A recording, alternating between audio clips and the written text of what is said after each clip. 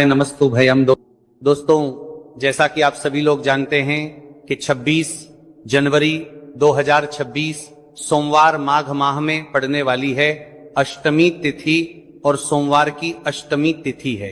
अगर कभी भी मौका लग जाए तो माघ दिन तो आप लोगों को सिर्फ और सिर्फ तुलसी की सूखी लकड़ी वाला उपाय तो अवश्य ही करना चाहिए। इन दोनों का संयोग बहुत ही कम आता है। इसी के साथ में गुरुजी ने अपनी शिव पुराण कथा में बताया है कि इस दिन आपको तुलसी की सूखी लकड़ी वाला उपाय तो आपको अवश्य ही करना चाहिए।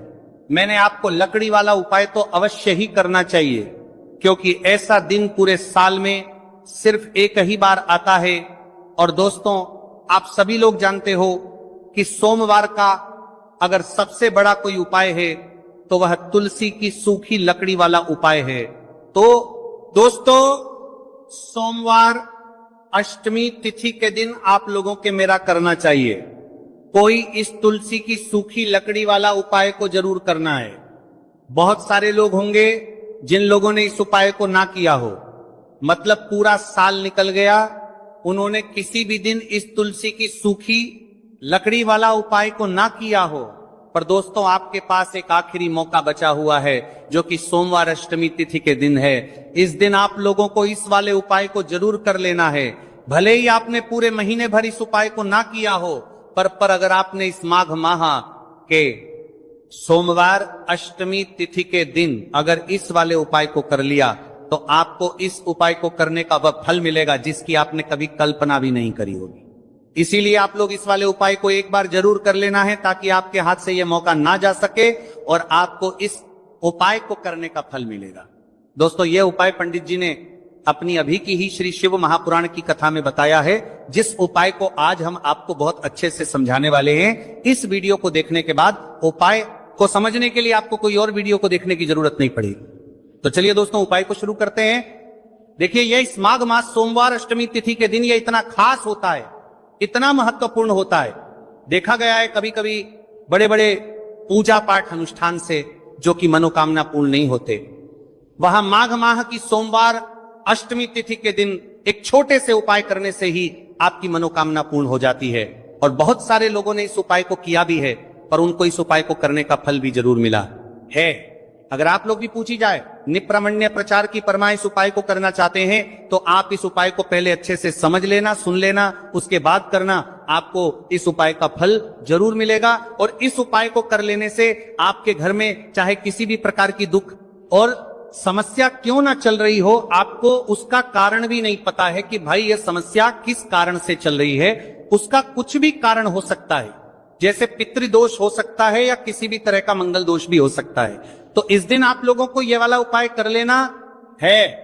यह कैसा उपाय है? जिस उपाय को अगर किसी विशेष दिन पर किया जाए तो भाई उस विशेष दिन का जो है वह तो हमें मिलता ही मिलता है, पर हमने उस दिन पर इस उपाय को किया है तो हमें उससे भी बड़ा फल मिलता है, और फल बहुत जल्द ही मिलता है, क्योंकि आप इस नरीम का, माता ईकलबी का उपाय को बहुत ही बड़े और विशेष दिन पर कर रहे हो।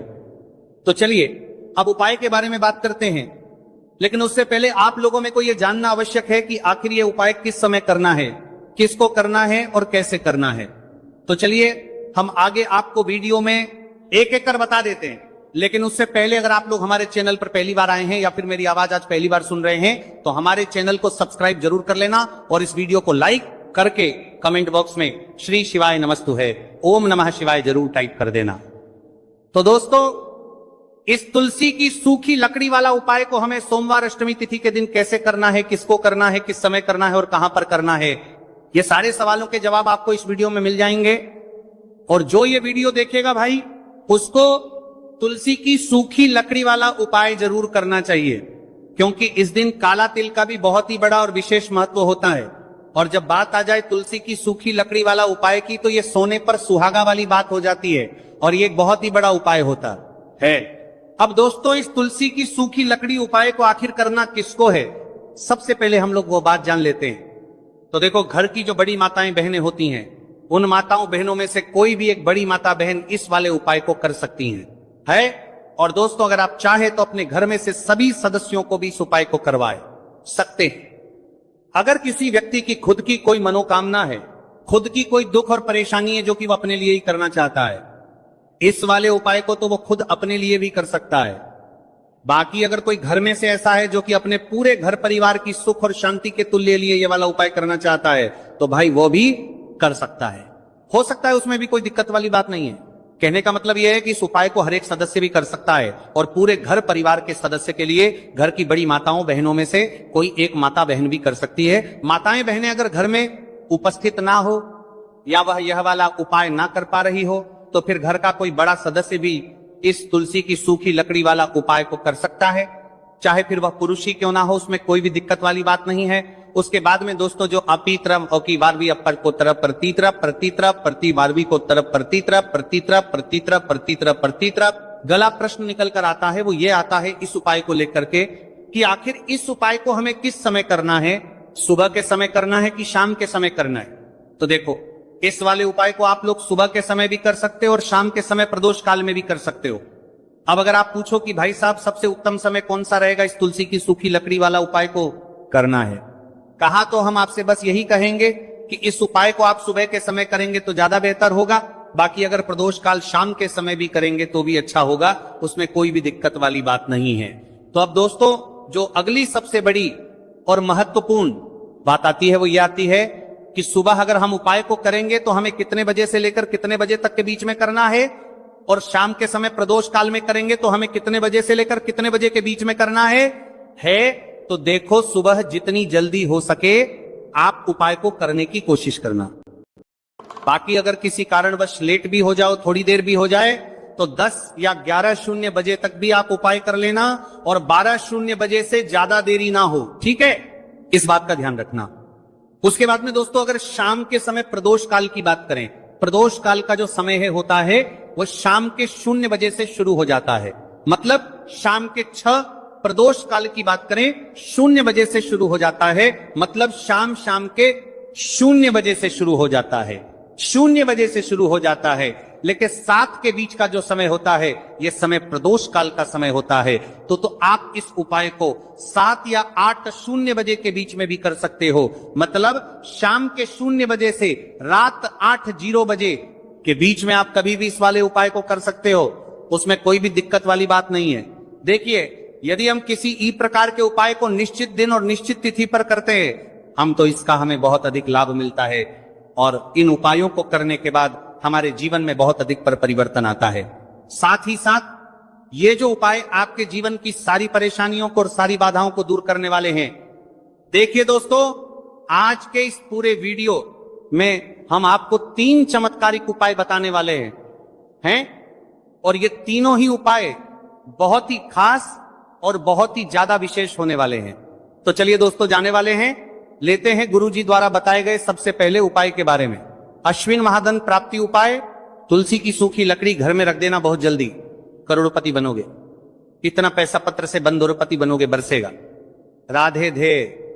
दोस्तों, आपको किसी भी दिन तुलसी की सूखी लकड़ी का उपाय घर पर करना है और ऐसा समझ लीजिए कि तुलसी की सूखी लकड़ी का यह उपाय आपको बहुत जल्दी करोड़पति बनाएगा, क्योंकि जो मेरी अश्विन का महीना है ये श्री हरि विष्णु को सबसे प्रिय महीना है। तो देखिए, स्कंद तनगरसर करते हैं, पुराण में आता है कि भगवान विष्णु को सबसे प्रिय अगर कोई महीना है तो वह अश्विन का ही महीना है, और अश्विन के महीने में तुलसी के उपाय रातों रात आपके भाग्य को चमकाते हैं।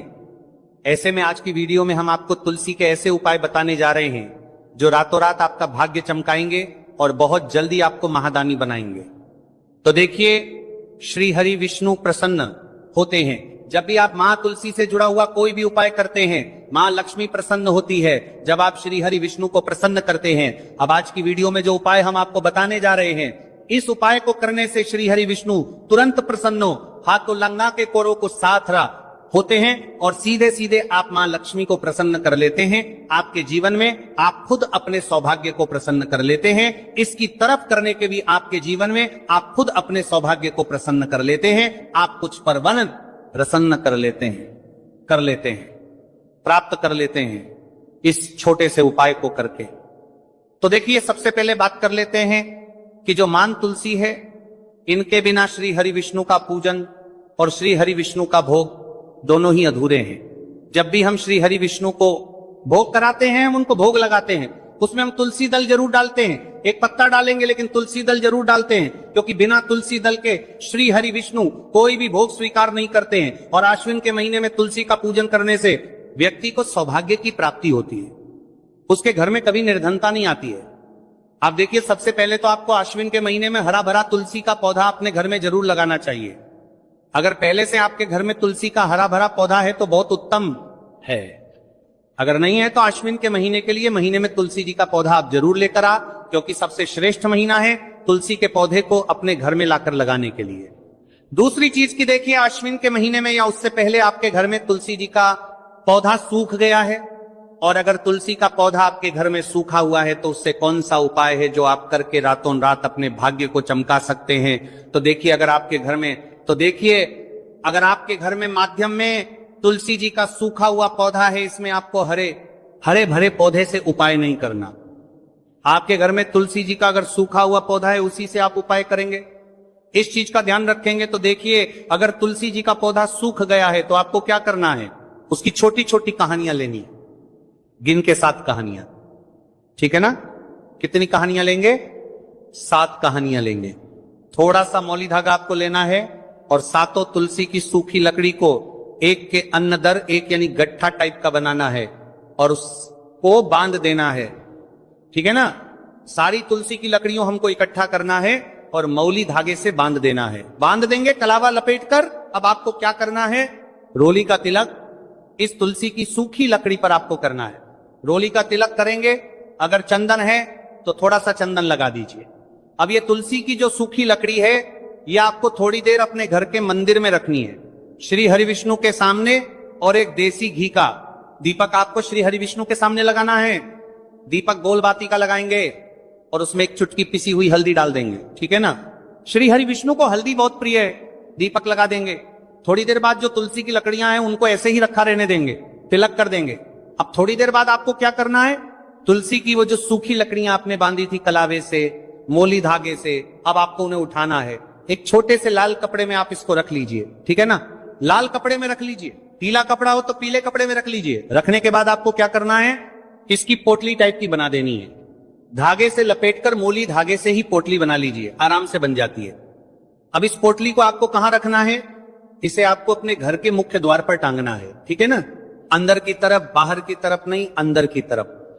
मुख्य द्वार पर अंदर की तरफ टांग दीजिए और मां लक्ष्मी का ध्यान करिए, श्री हरि विष्णु का ध्यान करिए। ये उनसे प्रार्थना करिए कि हे धन की देवी मां लक्ष्मी, आप मेरे घर में पधारिए और अपनी कृपा मुझ पर बरसाइए। इस तरह से आपको प्रार्थना करनी है और मंत्र बोलना है। ओम नमो भगवते वासुदेवाय नमः 11 बार ये मंत्र बोलना है।